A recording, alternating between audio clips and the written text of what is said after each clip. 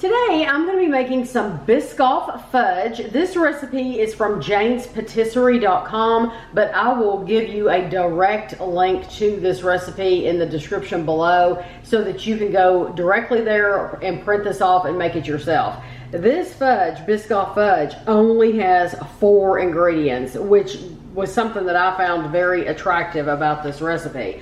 You need 395 grams of condensed milk, which is basically 110. So this is the Great Value sweetened condensed milk. You're going to use the whole 10.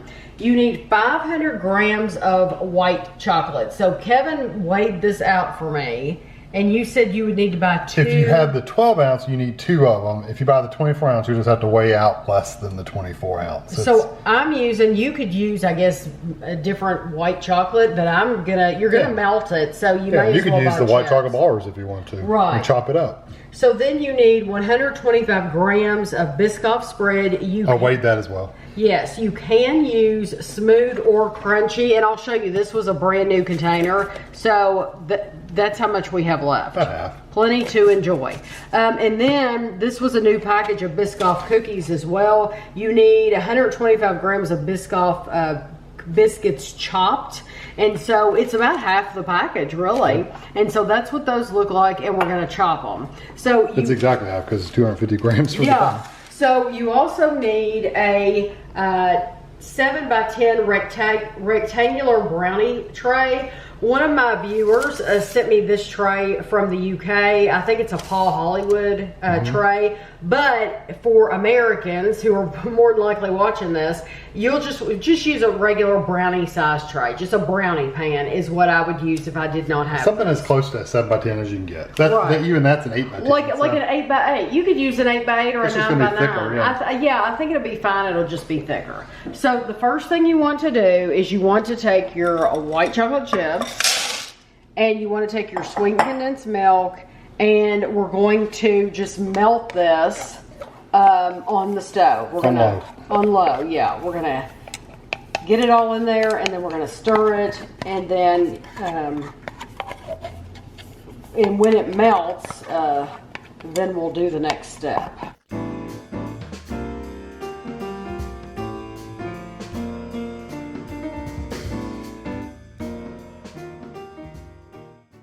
While that just starts to melt, because it'll take it a second to get warm, while that starts to melt, I'm going to take my rolling pin and I'm going to take all of these Biscoff biscuits. I have a Ziploc sandwich bag, and I'm just going to take my rolling pin and I'm going to crush these. Now, you don't want them to be in powder. So you want it to be in manageable, like chunks, but not powder. Yeah, they say chop, but we just usually crush them. Yeah, and it works out fine. You want it to be in nice little chunks so that as you're taking a bite of the fudge, you can still see that is Biscoff cookie in there, and it's not just like the powder at the bottom of a bag of cereal.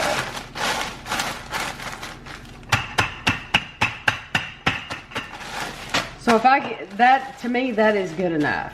That looks nice. So this is melted. We're going to take it off the heat, and now we're going to stir in our Biscoff, and you just want to stir it in until it's combined. It said you don't want to over mix it.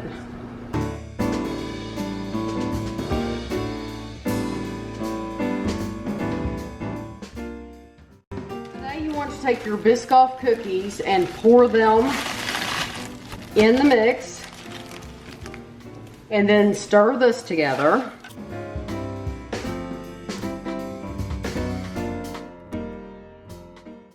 Now pour this into your prepared pan, and I would definitely use parchment paper. It says parchment paper. Yeah, I'm gonna remove these clips because if I don't, it's gonna get sticky. Yeah.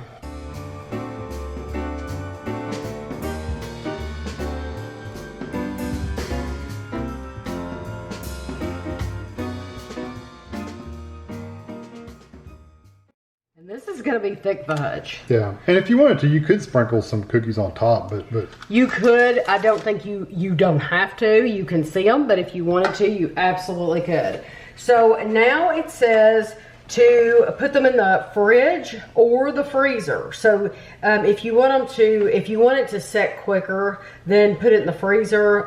It says put it in the fridge or the freezer for 3 to 4 hours or overnight until it sets. So I'm gonna put it in the freezer, and then I will let you know how long it took for us until it firmed up. This was only in the freezer for 40 minutes. That's it. And I checked it and I thought, there's no way this is gonna be frozen after 40 minutes.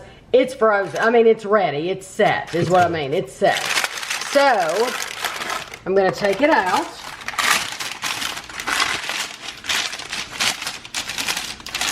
Okay, so that pan's clean. So this is a Paul Hollywood 10.5 by 8 is what this one is. So the funny thing about this is you're supposed to get 40 servings. So do you want to cut it? Because I can try. Okay, I'm gonna switch places with Kevin. I can get 40. I'm gonna see if Kevin can get 40 pieces. No So way. he's gonna have to cut 4 rows horizontally, and then he will cut 10 rows vertically. So far, you're doing good. This is the easy part. Yeah, this is the easy part. I can do this. Yeah. I tell you what, it's not sticky or anything. That's good. So we have our 4 rows, and now we have to go 10. So I've got 5 on each side. 5 on each side, yeah. So I'm gonna go in the middle. This is gonna be, maths. it's gonna be very, very small.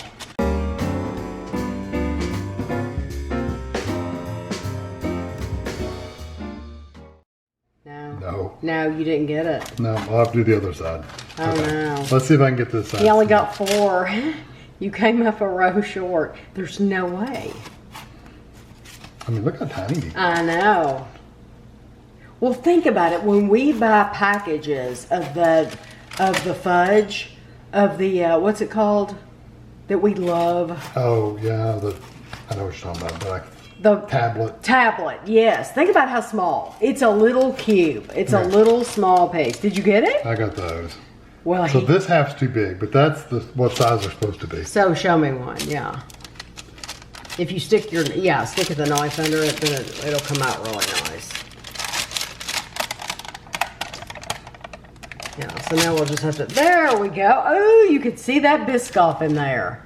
Oh, that's great. So we will get us some pieces and take it over to the table, and we're gonna give it a try. It looks great. So we brought us a couple pieces over here. It says this is a Biscoff Fudge, a delicious and super easy to make fudge recipe, absolutely brimming with the delicious Lotus Biscoff flavor. Heavenly Biscoff Fudge. Okay.